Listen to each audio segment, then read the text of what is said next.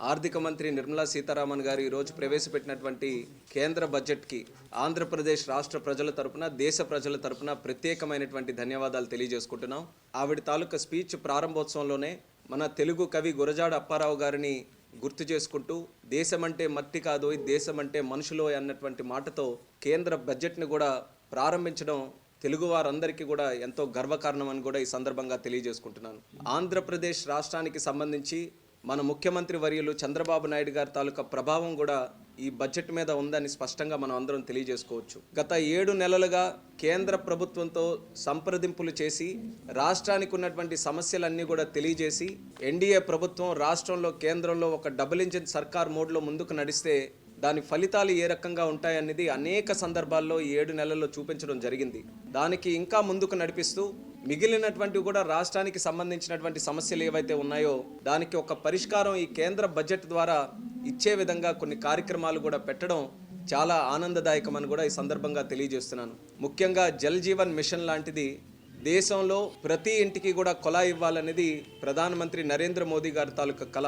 ఆ కళ మాత్రం గత 5 సంవత్సరాలుగా మన ఆంధ్రప్రదేశ్ రాష్ట్రంలో ఏ ఒక్క ఇంటికి కూడా జరగనివ్వకుండా అప్పుడు ముఖ్యమంత్రిగా ఉన్న జగన్మోహన్ రెడ్డి గారు చేశారు. కార్యక్రమాల్లో ఎంత అవకతవకలు జరిగాయనంటే 5 సంవత్సరాల్లో కేంద్ర ప్రభుత్వం నుంచి సుమారు 15,000 కోట్ల రూపాయలు రాష్ట్రానికి పంపిస్తే ఎక్కడ కూడా ఒక్క వాటర్ స్కీమ్ ఒక పంచాయతీ లెవెల్లో కానీ మండల్ లెవెల్లో జిల్లా లెవెల్లో ఎక్కడా కూడా పూర్తి శాతం చేసినటువంటి పరిస్థితి ఎక్కడా కూడా కనబడలేదు.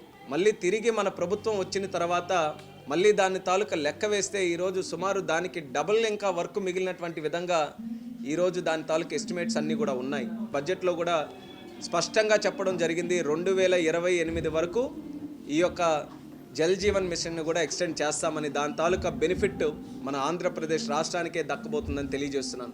మ్యానుఫ్యాక్చరింగ్ సెక్టర్కి ఎంఎస్ఎంఈస్కి ఏదైతే మనం గట్టిగా పుష్ ఇస్తున్నామో దానికి ఈరోజు కేంద్ర ప్రభుత్వం కూడా బడ్జెట్ ద్వారా అనేకమైనటువంటి కార్యక్రమాలు మ్యానుఫ్యాక్చరింగ్ సెక్టర్ని ఇంకా ప్రోత్సహిస్తూ కార్యక్రమాలు పెట్టడం జరిగింది.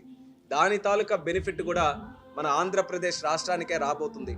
అందులో ముఖ్యంగా చంద్రబాబు నాయుడు గారి తాలూకా కళ ప్రతి ఇంటికి కూడా ఒక ఆంట్రప్రెన్యూర్ని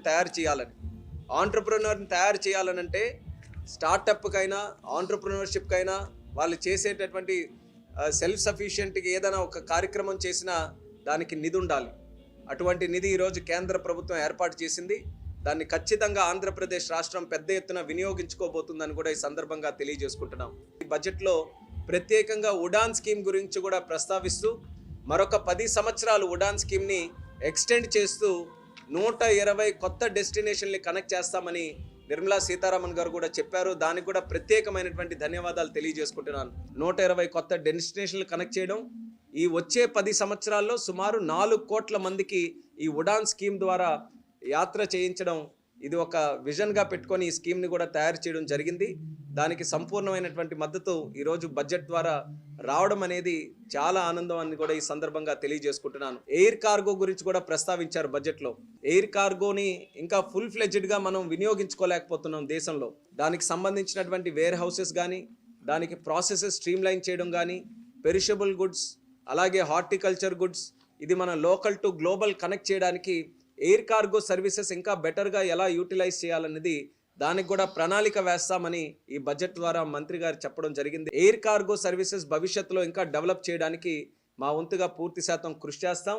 అందులో ఆంధ్రప్రదేశ్ను కూడా ఒక లాజిస్టిక్స్ హబ్గా తయారు చేయాలనేది ముఖ్యమంత్రి చంద్రబాబు నాయుడు గారి తాలూకు ఆలోచన.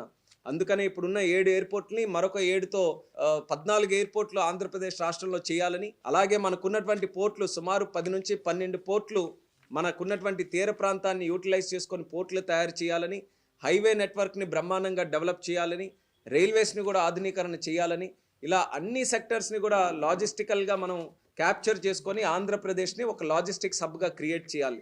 అందులో ఎయిర్ ట్రావెల్కి సంబంధించి, ఎయిర్ కార్గోకి సంబంధించి మా మినిస్ట్రీ తరఫున మరి పూర్తి సహకారం అందిస్తూ ఆంధ్రప్రదేశ్ రాష్ట్రాన్ని లాజిస్టిక్స్ హబ్గా కూడా భవిష్యత్తులో డెవలప్ చేస్తాం.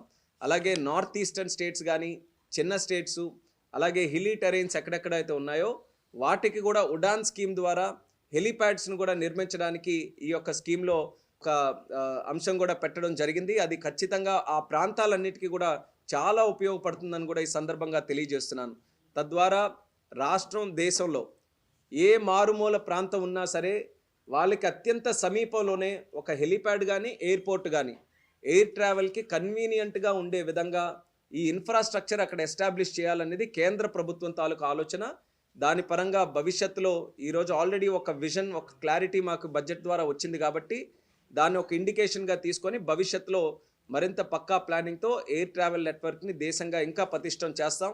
ఈరోజు థర్డ్ లార్జెస్ట్ డొమెస్టిక్ మార్కెట్గా ప్రపంచంలో ఉంది. అది నెంబర్ 1గా తయారు చేయాలనేది ప్రధానమంత్రి గారి తాలూకు ఆలోచన. జనరల్గా స్కీమ్స్ ఉన్నాయో అవి కూడా ట్యాప్ చేసుకొని ఆంధ్రప్రదేశ్ రాష్ట్రానికి నిధులు తీసుకొని వస్తాం.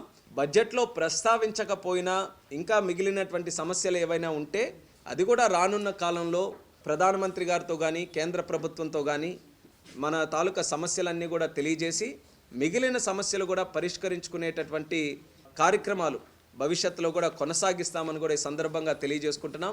12 లక్షల వరకు కూడా ఆ ఇన్కమ్ స్లాబ్ వరకు జీరో ఇన్కమ్ ట్యాక్స్గా ఒక చరిత్రాత్మకమైనటువంటి నిర్ణయం ఈరోజు తీసుకోవడం అనేది దేశంలో ఉన్నటువంటి మధ్యతరగతి ప్రజలందరూ కూడా ఈరోజు హర్షిస్తున్నారు. ఇలాంటి చరిత్రాత్మకమైనటువంటి నిర్ణయం గతంలో ఎప్పుడు కూడా జరగలేదు. అది కేవలం ఈ ఎన్డీఏ ప్రభుత్వానికి, ప్రధానమంత్రి గారికే అది దక్కింది. ఈరోజు చూసుకుంటే వికసిత్ భారత్ 2047 అనేటువంటి లక్ష్యం ఏదైతే ఉందో దానికి ఫౌండేషన్ మన మిడిల్ క్లాస్ వేస్తుంది, మధ్యతరగతి వర్గమే. ఎలాంటి సెక్టర్, ఏ రంగం తీసుకున్నా సరే దానికి పునాది వాళ్ళే వేస్తున్నారు. అటువంటి వర్గానికి ఈరోజు ఊతమిస్తూ వాళ్ళని ప్రోత్సహిస్తూ వాళ్ళ ఆర్థికంగా కూడా వాళ్ళకి ఒక ఫౌండేషన్ ఇవ్వడానికి ఈరోజు ఏదైతే కార్యక్రమం జరిగిందో అది నిజంగా ప్రతి ఒక్కరు కూడా అందరూ కూడా హర్షించాల్సినటువంటి విషయం. అలాంటి నిర్ణయం తీసుకున్నందుకు మరొకసారి ప్రధానమంత్రి గారికి అలాగే ఆర్థిక మంత్రి గారికి ప్రత్యేకమైనటువంటి ధన్యవాదాలు ఈ సందర్భంగా కూడా తెలియజేసుకుంటున్నాం.